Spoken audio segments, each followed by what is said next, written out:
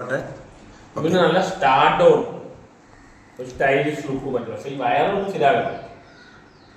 Start കൊണ്ടില്ല, നടനേക്കാട്ടും സ്റ്റാർട്ടോ. ഇപ്പൊ Prince and family എന്ന സിനിമയുടെ ഒരു ചെറിയൊരു പ്രമോ നമുക്കൊന്ന് അണ്ണനൊന്ന് കാണിക്കാം. ഇതില് നമ്മളെ പറ്റി പറയുന്നുണ്ട്, എന്നെ ഇറങ്ങുന്ന വിഷയങ്ങൾ പറയണ്ടോ ചെറുതായിട്ട്. അപ്പൊ അവന്റെ ബുദ്ധി ഉണ്ടെങ്കിൽ മനസ്സിലാവും, അവന്റെ ബുദ്ധി ഉണ്ടെങ്കിൽ മനസ്സിലാവും. ടീച്ചർ ഇപ്പൊ കാണിക്കണ്ട, ടീച്ചർ സൗണ്ട് മാത്രം കാണിക്കാമല്ലോ. അങ്ങനെ വരുന്നില്ല, ശ്രദ്ധിച്ച് കണ്ടോട്ടെ.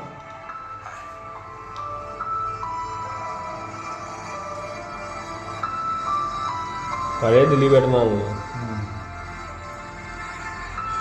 ഇഷ്ടാണ്, കേട്ടില്ല. സൗണ്ട് ഉണ്ടോ? നല്ല പടമാണല്ലോ, നല്ലൊരു ഫാമിലി ഫിലിമാണ്.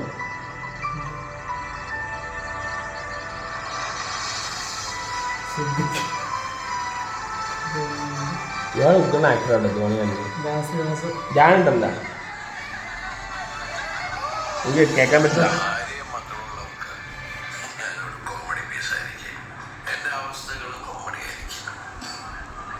ജ്യേഷ്ഠാണ്.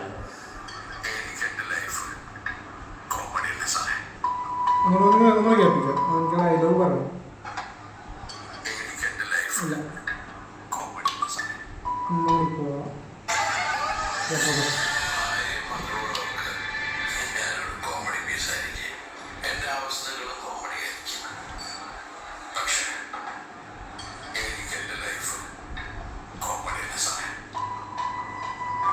നീ പറയുന്ന ഡയലോഗല്ലേ, ഇവ സ്ഥിരം പറയുന്ന ഡയലോഗാണ്.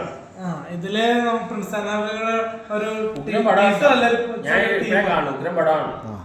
കാരണം അതിനെ പറ്റി സംസാരിക്കുന്ന വിഷയം എന്ന് പറയുന്നത് നമ്മളെ കണക്ട് ചെയ്തിട്ടാണ്. കാരണം നമ്മള് സോഷ്യൽ മീഡിയയില് ഒരു കോമഡി പീസിനെ പോലെ ആൾക്കാർ കാണുന്നത് രണ്ടുപേരും. നീ പറയുന്ന ഡയലോഗല്ലേ, ഞാൻ സിനിമയിൽ സ്ക്രീനിൽ ക്യാമറയിൽ കോമഡി കാണിച്ചു ജീവിത സീരിയസ് ആണ് അതുപോലെ തന്നെ പറയാറുണ്ടോ? സിനിമയിലെ കോമഡി ജീവിത സീരിയസ് ആണ് പറഞ്ഞിട്ടുണ്ടോ? അതുപോലെ ഈ ഡയലോഗ് ഞാൻ പറഞ്ഞോട്ടെ. ഭാര്യയും മക്കളും ഉള്ളവർക്ക് ഞാൻ വെറും ഒരു കോമഡി പീസാണ്. എന്റെ അവസ്ഥകളും കോമഡിയാണ്, പക്ഷേ എന്റെ ലൈഫ് ഒരിക്കലും കോമഡിയാണ്. അതുപോലെ തന്നെ നമ്മളെ കാര്യം പറഞ്ഞു, ലൈഫ് ഒരിക്കലും തമാശയല്ല. ലൈഫ് ലൈറ്റില് എന്തൊക്കെ പോയത്ര കാണിച്ചിട്ടുണ്ടെങ്കിലും ഈ കോമഡി ചെയ്യുന്ന മിക്ക നടന്മാരും അങ്ങനെയാണ്. സിനിമയിൽ കാണിക്കും കോമഡി, ജീവിതത്തിൽ വളരെ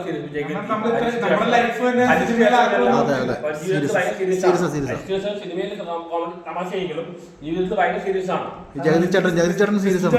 ദിലീപേട്ടനോട് നന്ദി പറയുന്നത് ഈ സിനിമയിൽ ഒരു സാധനം വന്നേന്. പ്രൊഡ്യൂസർ സ്റ്റേഷന്റെ പ്രശ്നമായിരിക്കാണല്ലോ സിനിമ നിർത്താൻ പോകണം. അതിന് സാമ്പത്തിക അച്ചടക്കവും ഇല്ല. ഇപ്പൊ 3 കോടി പറഞ്ഞവര് തീരുമ്പോ 30 കോടിയാവുകയാണ്. സാമ്പത്തിക അച്ചടക്കം ഇല്ലാത്തതാണ് വലിയ പ്രശ്നം. പിന്നെ വേറെ കുറെ പ്രശ്നങ്ങളുണ്ട്.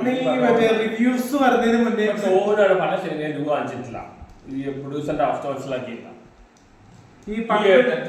ഈ സിനിമാക്കാരുടെ പ്രതിഫലം മാത്രമല്ല, ഇവർ ഈ മമ്മൂട്ടി പണാകുന്ന പ്രതിഫലം എന്താ പറയുക, ഇവിടെ വിജയ് 100 കോടിയൊക്കെ വാങ്ങിയത്.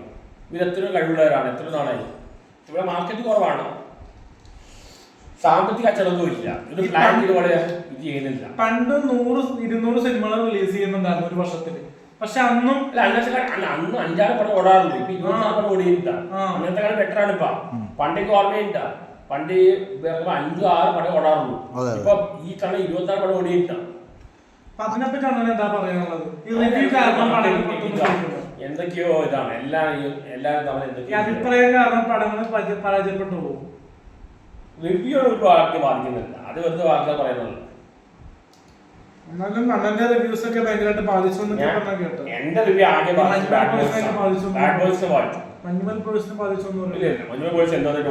കോടികൾ എന്റെ റിവ്യൂ ബാധിച്ചത് ബാഡ് ബോയ്സ് ആണ്. വിത്തിൻ സെക്കൻഡ്സ് ആണ് എന്താ പറ്റിയ ഭയങ്കരമായിട്ട് ചർച്ചയായിട്ട് ഗുണമില്ല. ഞാൻ പേര് പറയുന്നത് വീഡിയോക്കാരൻ. ഞാനിപ്പോൾ പടം ഇഷ്ടപ്പെട്ടില്ലെങ്കിൽ ഇറങ്ങി പോകും, ഞാൻ റിവ്യൂ കൊടുക്കില്ല. കാരണം ഒരു ഷോർട്ട് ഫിലിം ആണെങ്കിൽ എനിക്ക് മനസ്സിലായി പടം ഇങ്ങനെ ഭയങ്കര കഷ്ടപ്പെട്ടാണ്ടാകും, ഒരു സിനിമ വളരെ കഷ്ടപ്പെട്ടാണ്. അതുകൊണ്ട് ഞാൻ നെഗറ്റീവ് പോയി പറയാറില്ല. എനിക്ക് ഇഷ്ടമുള്ള ഇറങ്ങി പോകും. ഞാൻ വിച്ച സെക്കൻഡ് കണ്ട് എനിക്ക് ഇറങ്ങിപ്പോയാണ് 5 മിനിറ്റ് 35 മിനിറ്റ് ഇറങ്ങിപ്പോയാണ്. ഇറങ്ങിപ്പോയ സമയത്ത് മീഡിയക്കാരൻ പേര് ഞാൻ പറയുന്നില്ല, ആ മീഡിയക്കാരൻ എന്നെ വിളിച്ചിട്ട് പറഞ്ഞു റിവ്യൂ കൊടുക്കും. ഞാൻ പറഞ്ഞു ഫസ്റ്റ് റിവ്യൂ ബാൻഡാണ്, ഞാൻ തരുന്നില്ലോ.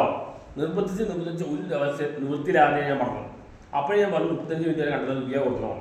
ആ വീഡിയോക്കാരുടെ പ്രശ്നമാണ്. അത് തല്ലുകൊണ്ട് ഞാനാണ്. അങ്ങനെ ഇപ്പോൾ ഒരു പ്രൊഡ്യൂസർ വിളിച്ചിട്ടാണ് 30 ലക്ഷം രൂപ ഓഫർ ചെയ്തിട്ട് നായകനോട് അഭിനയിക്കാൻ ചെയ്യുമോ? അത് സിനിമ ഫീൽഡിൽ ഒരുപാട് തട്ടിപ്പുണ്ട്. അങ്ങനെ ആരും വിശ്വസിക്കാൻ പറ്റില്ല. വിളിച്ചാൽ ചെയ്യോ? ഓഫർ വന്നാൽ ചെയ്യോ? രൂപ എമൗണ്ട് ചെയ്യും. അണ്ണന്റെ ആ ഒരു കഥാപാത്രം എന്റെ ഇപ്പോഴത്തെ ലുക്ക് വെച്ച്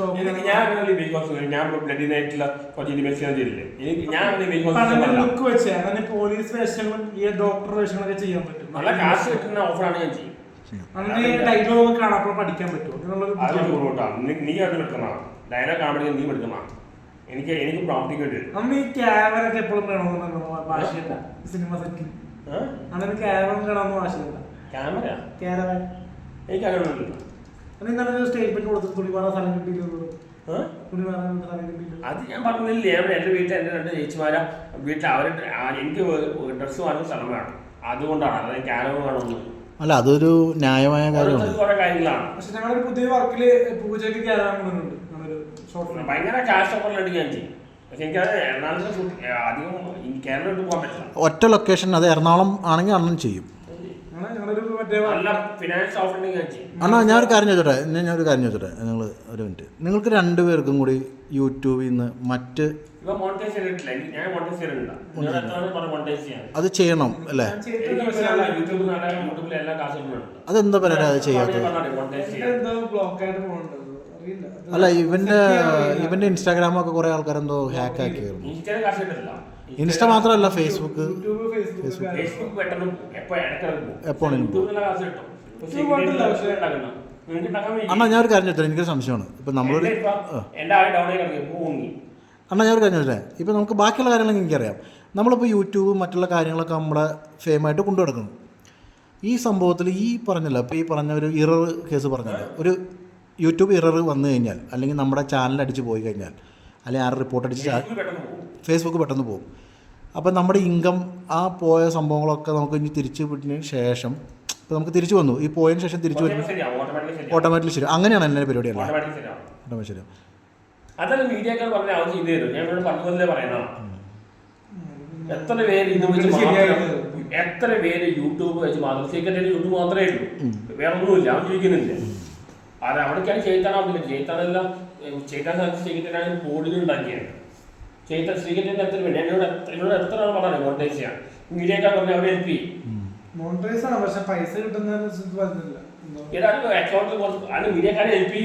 അല്ല, എത്ര ഞാൻ ചോദിക്കട്ടെ ഒരു കാര്യം ചോദിച്ചിട്ടാ,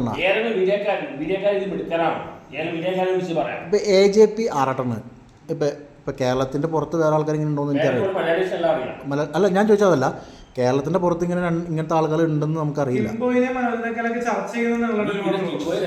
അവരുടെ കേസ് വിട്. ഞാൻ ചോദിക്കട്ടെ, ഞാൻ ഒരു കാര്യം, എടാ അവരുടെ കേസ് വിട്, അവരുടെ കേസല്ല. ഒരുപാട് റിവ്യൂവിന് ശേഷമാണ് പക്ഷെ ഞാനാണെങ്കിൽ 1.5 കൊല്ലം കഷ്ടപ്പെട്ടിട്ടാണ് നമ്മൾ പോപ്പുലർ വന്നത്. ഇപ്പൊ ഈ കിംബോയും മനോജൊക്കെ പറഞ്ഞ ഒറ്റ റിവ്യൂ ഉണ്ട്. എടാ ഞാൻ ചോദിക്കാൻ വന്നതൊന്നല്ല. ഇപ്പൊ നീ ഒരു ചോദ്യം ചോദിച്ചു. ഞാൻ ചോദിക്കട്ടെ, ഇപ്പൊ അല്ല ഞാൻ ഒരു കാര്യം പറയാം, എല്ലാവർക്കും സ്പേസ് ഉണ്ട്. അതൊക്കെ ഓരോ ഡയറക്ടറുടെ താല്പര്യമല്ലേ, ഓരോ ഡയറക്ടർമാരുടെ താല്പര്യമല്ലേ. അതെ.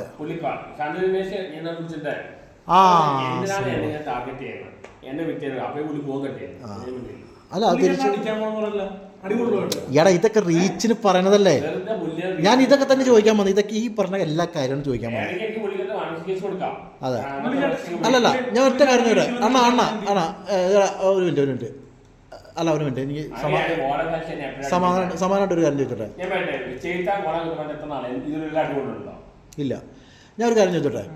ഇപ്പോൾ അണ്ണൻ, നീ AJP ആറാട്ടണ്ണൻ, നിങ്ങളുടെ 2 പേരും വെച്ചിട്ട് ഇവിടുത്തെ യൂട്യൂബ് ചാനലുകാർ ഒരുപാട് പൈസ ഉണ്ടാക്കുന്നുണ്ട് ഇല്ലേ? നിങ്ങളുടെ ഇമേജ് വെച്ചിട്ട് ഇല്ലേ? അവർക്ക് ഇഷ്ടംപോലെ പൈസ കിട്ടുന്നുണ്ട്. അതുകൊണ്ടാണ് നിങ്ങളുടെ അടുത്തേക്ക് ഇവർ വരുന്നത് അല്ലേ? തരുകയും ചെയ്യും. ആരും കൂടെ നിൽക്കില്ല. നിൽക്കുന്ന വളരെ ചുരുക്കം പേര് മാത്രമേ ഉള്ളൂ. മാപ്സ്റ്റിക് അങ്ങനെയുള്ളവരൊക്കെ കൂടുതൽ. പിന്നെ ക്രൗൺ മീഡിയ,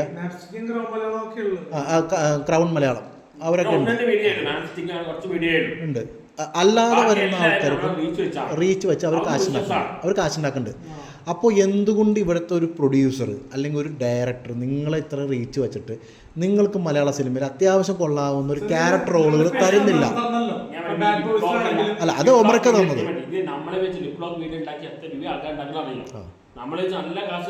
അല്ല, അതിൻ്റെ ഡയറക്ഷൻ ഞാനുള്ളൂ. എനിക്കറിയാം അങ്ങനെ ഒരു സംഭവമേ ഉണ്ടായുള്ളൂ എന്നുള്ളത്. പക്ഷെ നമ്മൾ എന്ത് ചെയ്യും? ഫേക്ക് ഐ ഡിന്നാണ് എല്ലാം ഉണ്ടാക്കി വെക്കുന്നത്. ഇപ്പൊ ബ്ലഡി നൈറ്റിന്റെ സീൻ എടുത്തിട്ടാണ് ചെയ്യുന്നത്. അതെ,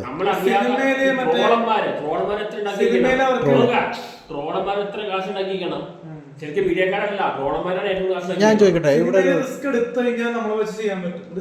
എടാ ഇതിൽ റിസ്ക് അല്ല ഞാൻ പറയണേ.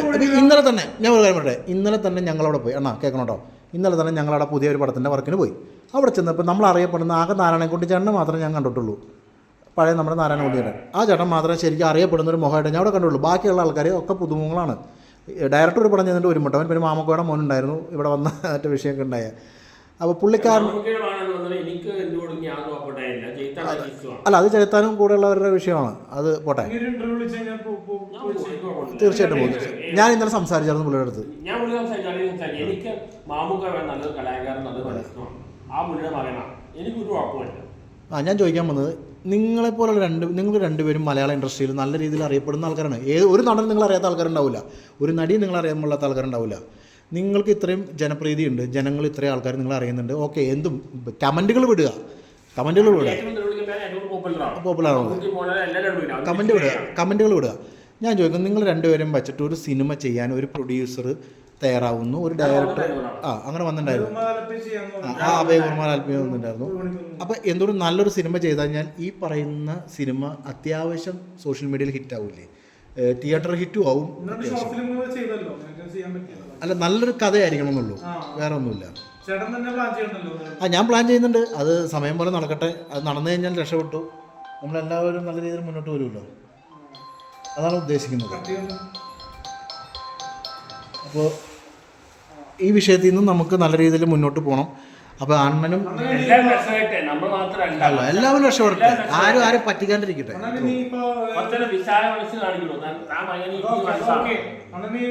പടങ്ങൾ വിളിച്ചാൽ ചെയ്യും. ഇപ്പോൾ ബാഡ് ബോയ്സ് കഴിഞ്ഞിട്ട് ഇപ്പോൾ അണ്ണനുള്ള വേറെ പടം ചെയ്തതാണ്. ഞാനിപ്പോ ചോലവസ്കി ചെയ്തത് ഫ്രണ്ട് സർക്കിൾ ചെയ്തതാണ്. അത് നല്ല ഞാൻ എന്നോട് പറയട്ടെ, നിങ്ങൾക്ക് ഏറ്റവും പറ്റിയ രാഷ്ട്രീയമാണ് ഇന്ത്യയിൽ പോപ്പുലാരിറ്റി രാഷ്ട്രീയക്കാരാണ്. ഈ തമിഴ്നാട്ടിൽ നിന്ന് സിനിമയിൽ നിന്ന് രാഷ്ട്രീയക്കാരനോ പോലെ രാഷ്ട്രീയത്തിൽ നിങ്ങൾക്ക് നല്ല കഴിവുണ്ട്. രാഷ്ട്രീയവരെ ഇവര് വക്രത ഭയങ്കരമാണ്. മറികണ്ടി ചാടാറില്ല. ആരെ എപ്പോ കട്ട് ചെയ്യുന്ന ആർക്കും ഇവരെ പറ്റിക്കാൻ പറ്റില്ല. 1-2 അസിസ്റ്റന്റ് ഡയറക്ടർമാരോട് പറഞ്ഞത് റോളിനെ കുറിച്ചൊക്കെ സിനിമയിൽ ഈ വാക്കൊണ്ട് നടക്കാൻ പറ്റില്ല. ഞാൻ പറയാം, കൺട്രോൾ വേണം. എല്ലാ നടന്മാർക്കും പേരെന്ന് ഞാൻ പറഞ്ഞു. പിന്നെ കുഴപ്പമില്ല, ജോർജോന്റെ ബോഡി നോക്കിയിട്ടില്ല. അത്രയ്ക്ക് അഭിനയ കഴിവുണ്ടെങ്കിൽ കുഴപ്പമില്ല. പബ്ലിസിറ്റി വെച്ച് ചെയ്യാന്ന് മാത്രമല്ല, അല്ലാതെ വലിയ അഭിനയ കഴിവൊന്നും എനിക്ക് സിനിമ ഫീൽഡിൽ കുറെ നാൾ നിൽക്കണോ ആഗ്രഹമുണ്ടോ? എനിക്ക് ഇതൊരു അട്രാക്ഷൻ മാത്രം. 25 സിനിമ നല്ല റോളാണെങ്കിൽ 25 സിനിമ എല്ലാവർക്കും പഠിച്ചു ചെയ്യണമല്ലോ. അതുകൊണ്ട് കുറച്ച് സിനിമ കല്യാണക്കാരി എന്തായി? കല്യാണക്കാരി ഏപ്രിൽ എന്തായാലും നടക്കും. എല്ലാരും പറഞ്ഞു 2 വർഷം മുമ്പ് 23 വയസ്സ്, ഇപ്പോഴും 23. അടുത്ത മാസം 24ആണ്. 2001 ജനിച്ചത്. അപ്പൊ 2001 ജനിച്ചത്. ഒരുപാട് പണിക്ക് പോയിട്ടുണ്ട്. പണിക്ക് പോയിട്ടില്ലെന്ന് പറഞ്ഞാൽ പെട്രോൾ പമ്പിൽ നിന്നാണ്. പിന്നെ ചെരുപ്പ് കട, DTP ഒരുപാട് സ്ഥലത്ത്. റസാക്കിന് പവറില്ല. ഞാൻ പവർ രാഷ്ട്രീയത്തിൽ കൊണ്ടാണ് ആട്ടായിട്ട് കൂടെയാണ്. ആട്ടായിട്ട് കോൺടാക്ട്സ് ഉണ്ട്. ആട്ടായത്തിനെ കളക്ട് ചെയ്ത് റസാക്കാം. അതുകൊണ്ട് നന്ദിയുണ്ട് പുള്ളിയോട്. പക്ഷെ പുള്ളിക്ക് ആവശ്യമില്ലല്ലോ. ഹോൾഡില്ല. പുള്ളി എനിക്കറിയാം, ഒരു കോർഡിനേറ്റർ ആയിരുന്നു. പിന്നെ പുള്ളി കയറി വന്നതാണ്. കരുണാകരൻ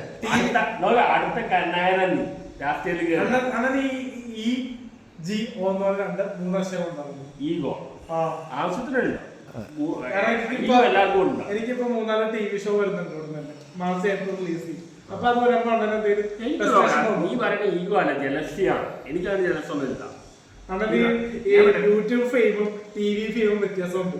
അപ്പൊ അത് വരുമ്പോ എന്തെങ്കിലും കരച്ച് വരുമോ? അണ്ണന് ചെയ്യാൻ പറ്റുമോ ടി വി ഷോ വിളിച്ചു കഴിഞ്ഞാൽ അഥവാ ഒരു പ്രോഗ്രാമിൽ ഗസ്റ്റ് ആയിട്ട് വിളിച്ചാൽ പോകും? അല്ല ഗ്രൂപ്പ് കിട്ടിയാൽ പോകും. മഴ മനോരമയുണ്ട്, ഫ്ലവേഴ്സ് ഉണ്ട്, സൂര്യ ഉണ്ട്, അങ്ങനെ സ്കിറ്റ് എന്തെങ്കിലും സ്കിറ്റ് ഗസ്റ്റ് ആയിട്ട് പോകും. സംസാരിക്കാറുണ്ട്, പ്രസംഗിക്കാറൊക്കെ ഉണ്ട്.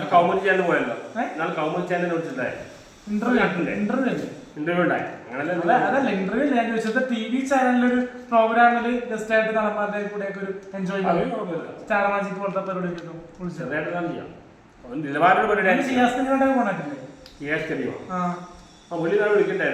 കഴിഞ്ഞ ദിവസം പുള്ളി സ്റ്റേറ്റ്മെന്റ് ഇട്ടിരുന്നു, കണ്ടിരുന്നോ? ഈ പുള്ളിയുടെ കല്യാണത്തിന് ഒരുപാട് ആൾക്കാർ വന്നല്ലോ എന്ന് ചോദിച്ചു പുള്ളിയൊക്കെ. അപ്പൊ പറഞ്ഞ് പേരെ വന്നോണ്ട് പേരെ കാണാനായിട്ട് കൊടുക്കുന്ന ആൾക്കാർ വന്നാണ്, അവൻ ഭയങ്കര പോപ്പുലർ ആണെന്നൊക്കെ പറയുന്നുണ്ട്. അതിനെപ്പറ്റി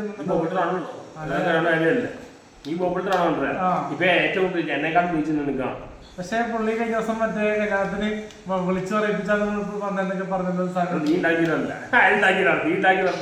അതെന്ന് പറഞ്ഞാൽ നമ്മള് ഒരു ചാണക്യന്റെ ഇതാണ് ചാണക്യന്റെ തന്ത്രം. അപ്പൊ ഇങ്ങനെയൊക്കെയാണ് വിശേഷങ്ങള്. വേറെ വിട്ടുപോയോ? വിട്ടുപോയോ? ഇപ്പൊ അവർക്ക് ടീമുണ്ട്, നല്ല PR ടീമുണ്ട്. മാർക്കോ ലെവല് മാറിയപ്പോ ആ പടം ആശീർവാദം എന്താണ് ഡിസ്ട്രിബ്യൂട്ട് ചെയ്യുന്നത്, ഓണയുടെ പടം ഇഷ്ടപ്പെടുന്നു. അതിനെപ്പറ്റി എന്താ അഭിപ്രായം? നിഖിലേബിൾ പറഞ്ഞ പട്ടണം വളരെ ബുദ്ധിപരമായ കാര്യമാണ്. അത് പറഞ്ഞു ഈ പുറമേ എല്ലാവരും പറയും ഇവിടുത്തെ സിനിമകൾ വളരെ ഹൈ നല്ലതാണ്, പക്ഷെ ആരും ഇൻവെസ്റ്റ് ചെയ്യില്ല. ആ നിഖിലേബിൾ പറഞ്ഞ കേട്ടാണ് എല്ലാവരും പറയും നല്ല കലാസൃഷ്ടിയാണ് എല്ലാവരും പറയുന്നത്. പക്ഷെ നിഖിലേബിൾ പറഞ്ഞ പോയിന്റ് കറക്റ്റാണ്, ആരും ഇൻവെസ്റ്റ് ചെയ്യുന്നില്ല. ആകെ അനുരാഗ് കാശ് മാത്രം. ബോൾഡല്ല, എനിക്ക് ഒരുപാട് എന്റെ ഞാൻ എന്റെ ഫാദർ വെച്ച് എന്നെ അഫക്ട് ചെയ്തിട്ടാണ്. എന്റെ വീട്ടിൽ ഒരുപാട് ഉത്തരവാദിത്വമുണ്ട്. ഞാൻ അതുകൊണ്ട് എല്ലാത്തിനും മാറിയിരിക്കണം. അമ്മേന്റെ കാര്യം നോക്കണം, വീട്ടിലെ ഫാദർ വെച്ച് ഗൃഹനാഥനാണ്, ഒരു PhD ചെയ്യണം, 100 കാര്യം ചെയ്യണം. അതുകൊണ്ട് ഞാൻ പല കാര്യം മാറിയിരിക്കണം. അതുകൊണ്ടാണ് എനിക്ക് ചിരിക്കാൻ പറ്റാത്തത്. അതുകൊണ്ടാണ് ചിരിക്കാൻ പറ്റാത്തതല്ല ഞാൻ ചോദിച്ചത്. ഞാൻ ചിരിക്കുകയല്ലോ. അവര് നല്ല ബോൾഡ് ലേഡിയാണ്.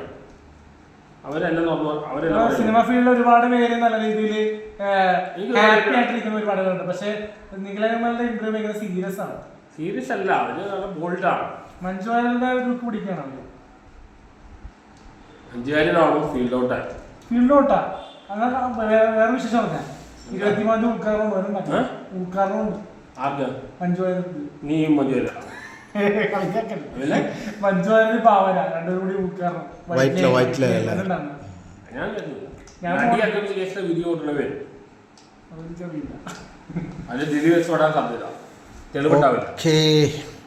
വിട്ടുപോയല്ലോ, നമുക്ക് സംസാരിക്കാൻ. വേറെന്താ പറയാനുള്ളത്? ഓക്കെ, താങ്ക് യു, നന്ദി, നമസ്കാരം. ഞങ്ങൾ തമ്മിൽ യാതൊരു പ്രശ്നമില്ല. ഇയാൾ നന്നായിട്ട് പോട്ടെ, വയറ് കുറയ്ക്കുക. അതെ.